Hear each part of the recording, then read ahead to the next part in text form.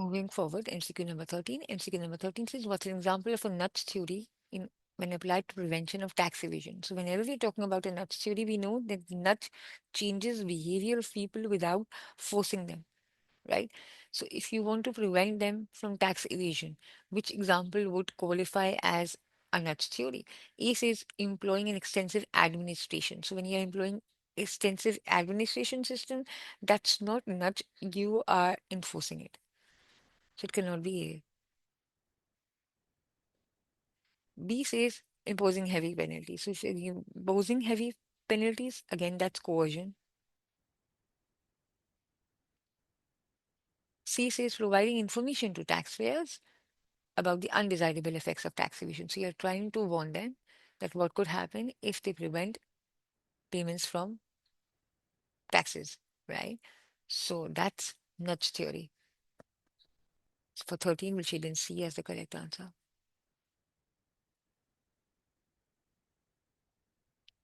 MCQ 14. MCQ 14 is talking about the demand and the supply of labor. Now they're talking about which two areas represent economic rent. Now we know economic rent is the area when we are talking about the supply curve below the wage rate, right? So economic rent refers to the payment made to a factors of production over and above the minimum wage required. So over and above the transfer earnings is economic rent. So let's look for the area above the supply curve but below the wage rate. So it has to be above the supply curve, but below the wage rate. This means one, and we are talking about poor. So it has to be B. So for 14, we'll shade in B as the correct answer. Moving forward, MCQ 15.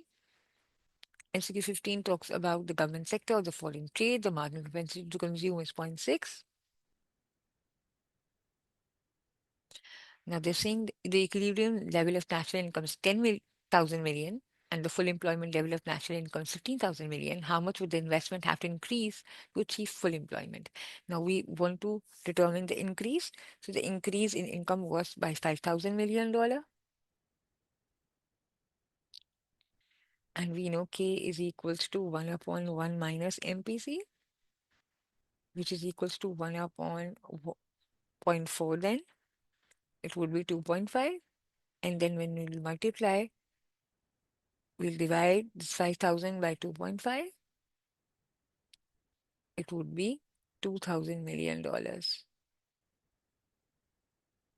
which means option B. So we'll select in B for MCQ number 15. Halfway through the paper. Moving forward, MCQ 16. 16 says, what is the definition of hysteresis unemployment? We know hysteresis unemployment is when workers who have been redundant for a long time, they tend to lose their skills. So their skills rust, their skills deplete or become obsolete, right? So they lose their confidence and they lose their skills. So looking at the options and keeping the definition in mind, it has to be option C, which says people who become unemployed for a long period of time due to a loss of job skills and work experience become unemployed. So we'll choose in C for the correct answer. Moving forward, MCQ 17. 17 talks about a positive output gap. We know a positive output gap means when the actual GDP is greater than the potential. So if your actual GDP is greater than the potential GDP, what happens is that there exists a positive output gap. This means that the economy is overheated. So if the economy is already overheated, this means you are above the trend growth. So you can there and then chop C and D because the economy is overheated. And when the economy is overheated, this means the price level must have been rising, right? So keeping that thing in mind, it has to be option B. So for 17, it's B. 18. 18 says what's a factor affecting the occupational mobility of labor. When you're talking about the occupational mobility of labor, we are talking about the ability of workers to move between jobs, right? That means they how easily using the skills and the training, whatever they have, they can swap between jobs. Education and training, immigration controls, price of housing, transport, infrastructure. B, C, and D are all geographical factors affecting mobility. They all affect geographical mobility. It's education and training that helps boost your occupational mobility. So it has to be option A. For 18, we'll shade in A as the correct answer. 19. 19 says the government decides to set artificially low interest rate, what describes a negative consequence of this policy. So that means by imposing low interest rates, what is something negative that had happened, right? So if you look at the options, B says a rapid growth, an increase in investment, a reduction in borrowing. These are all positive consequences, right? Because of the interest rate, something positive happened. It's option A, which says a higher rate of inflation. So for 19, we'll shade in A as the correct answer. 20. 20 is talking about quantity theory of money. They say which combination would result in the price level remaining unchanged. So now we know when we are talking about quantity theory of money, we are talking about a situation of this, where the money supply into the velocity of circulation is equal to the price level into the number of transactions. So the prices to remain unchanged, M plus V should be equal to T. So now, which option would you select such in a way that both parts of the equation are equal? So if you want the equation to be equal, the right side and the left side should be equal. So the left side says M plus V. So the money supply rises by 3% and the velocity of circulation no change and the transaction rises by 3%. So this means we are talking about option C. So for 20, we'll choose in C as the correct answer. Moving forward, 21. 21 talks about an increase in a government wishes to increase its inflation target from 3% to 5%. Why would it want to do that?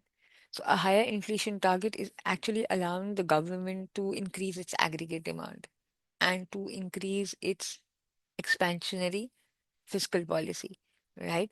So when it increases its aggregate demand, it's trying to boost its output level. So as a result, what would happen?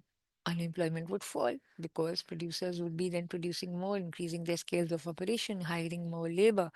So output would increase, aggregate demand would increase, and unemployment would fall.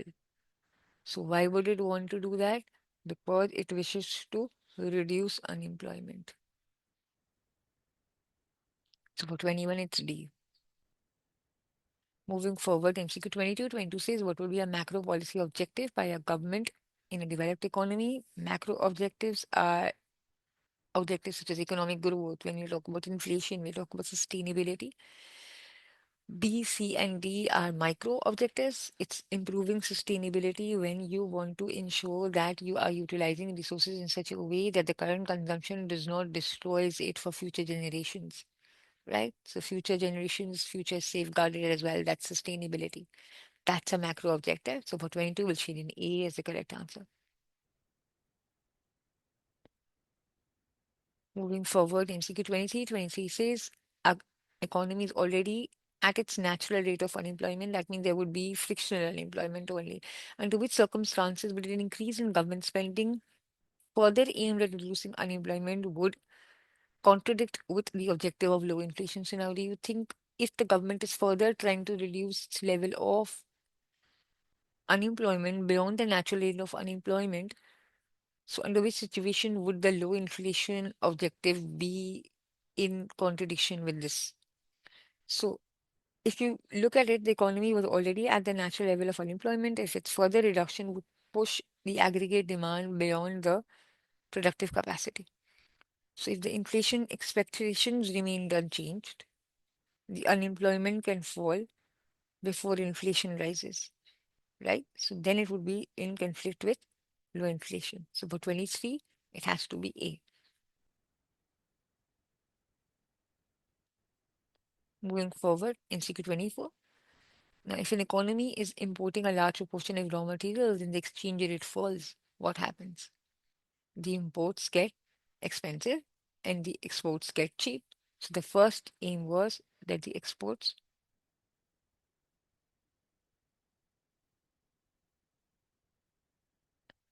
Now, the thing, what would be the impact on the internal and the external value of money? So the external value of money would fall. So the external value of money would fall, right? So you can chop A and B. What about the internal value of money? Purchasing power of money falls, uh, right? Why? Because now the producers or the manufacturers who imported maybe key raw materials, they have to pay more. So when the purchasing power falls, cost plus inflation is rising, right? So the internal value is also falling. So it has to be D. 24 will shade in D. 25. A government imposes a tariff on steel imports. What would be the impact of this tariff in the country's economy? So the country is imposing a tariff on steel imports. Why would it do that?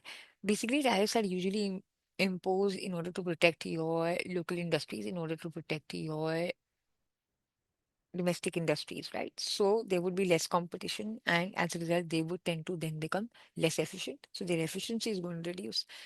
So the impact would be that it would lead to productive inefficiency in this country's steel industry. So for 25, we should in B as the correct answer. Moving forward, MCQ 26. 26 says which measurement is not included in HDI when we are talking about HDI, average years of schooling, GNI, and life expectancy at birth. That means A, B, and D all are included except for C, which is infant mortality rate. So for 26, we'll shade in C is the correct answer.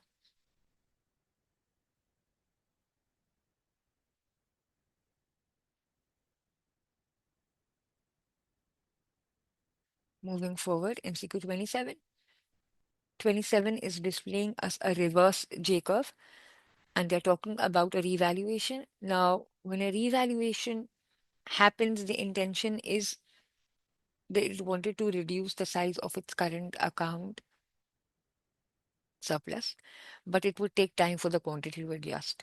So now notice that initially the current account balance was at zero, but it rose and then it took time for it to fall and reach a deficit scenario, right? So this means that when we are talking about the price elasticity of demand for imports and exports in the short run, so since it took time, so this means that initially it was inelastic. That is why it took time. In the short run, it was inelastic. So this means that the sum of both the price elasticity of demand for imports and exports has to be less than one. So we'll try to add in options under short run, and whichever is yielding us an answer of less than one, we'll select that, right? So it cannot be C and D because they would all give us greater than one, but we want less than one.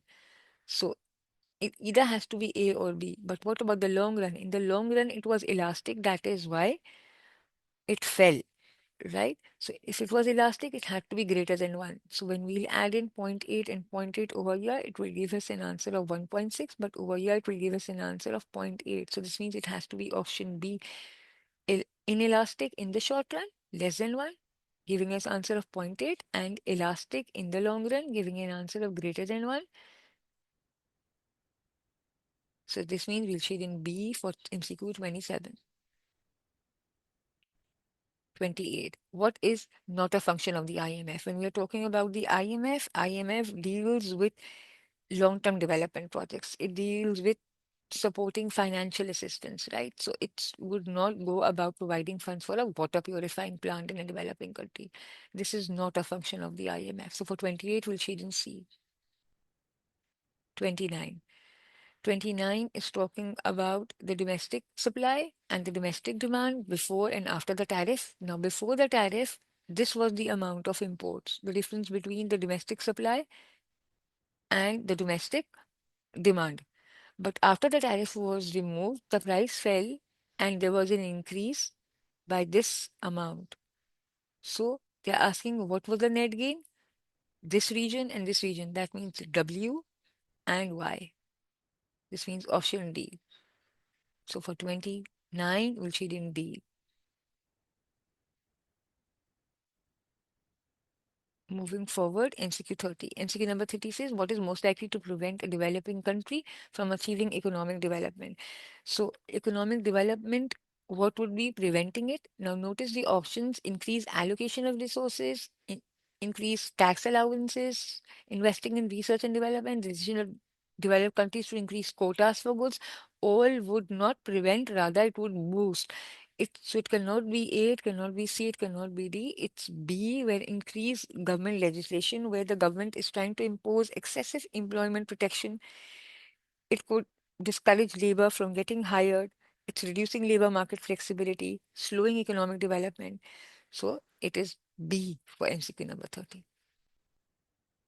I hope you understood and enjoyed solving this paper with me. Stay tuned, subscribe. I'll be back with more such papers for you. Happy learning.